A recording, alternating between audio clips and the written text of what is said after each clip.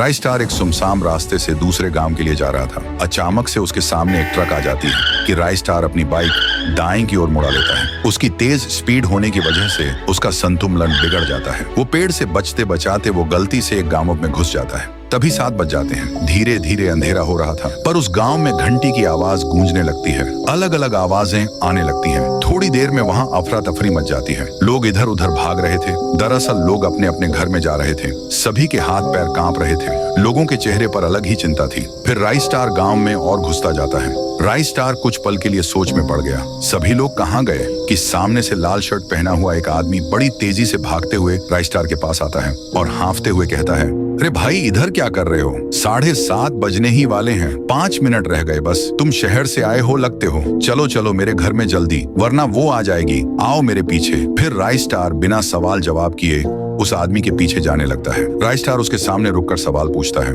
अरे भाई, ये यहाँ पर क्या हो रहा है? तुम मुझे 7:30 बजे से पहले अपने घर में क्यों लेकर आए? और ये अजीब सी घंटी की आवाज क्यों गूंज रही है? आदमी कहता है, अरे मैं पागलों जैसी बात नहीं कर रहा हूँ। इसका सच जानकर तुम्हारे रोंगटे खड़े हो जाएंगे। इस गांव में रोज 7:30 बजे एक चुड़ैल आती है जो कि लोगों को मार के उस पेड़ में लेकर जाती है। बात हो ही रही थी उसी सूखे पेड़ की जहाँ राइस स्टार ने अपनी बाइक रोकी थी।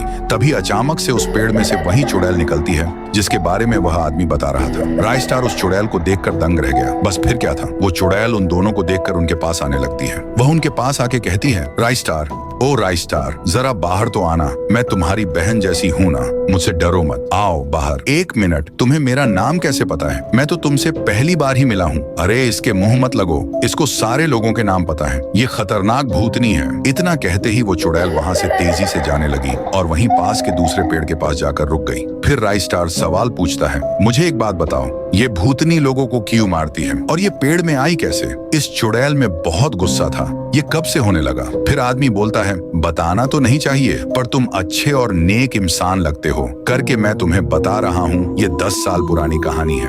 इस गांव में रहते थे गुड़िया और उसके पप्पा। उन्होंने गांव के सरपंच से पैसे लिए थे। बस इतना क्या था, सरपंच ने गुड़िया के पप्पा को उसी सूखे पेड़ पर उल्टा टांगा और गुड़िया के सामने बड़ी सी चाकू से पहले उसके पैर की चमड़ी उधेड़ दी। उसके बाद अंत में उसका सिर ही धड़ से अलग कर दिया। फिर उस क्रूर सरपंच ने गुड़िया को भी नहीं बख्शा। उसको कर्जदार की बेटी बोलकर गांव से धक्के मारा कर निकाल दिया गया और उसने भी ब्रिज से कूदकर अपनी जान ले ली। उसके बाद उसकी आत्मा उसमें से निकलकर उसी सूखे पेड़ में गई जहां पर उसके पप्पा को टांग कर मारा गया था। उसके बाद क्या था, वो एक लड़की के बदन में घुसकर वो अपनी साइकिल में बैठकर उस सरपंच को पूरे गांव में घसीटते हुए सूखे पेड़ में लेकर चली गई। उस पेड़ में सरपंच के हाथ, पैर, सिर, पेट सब उगाए थे।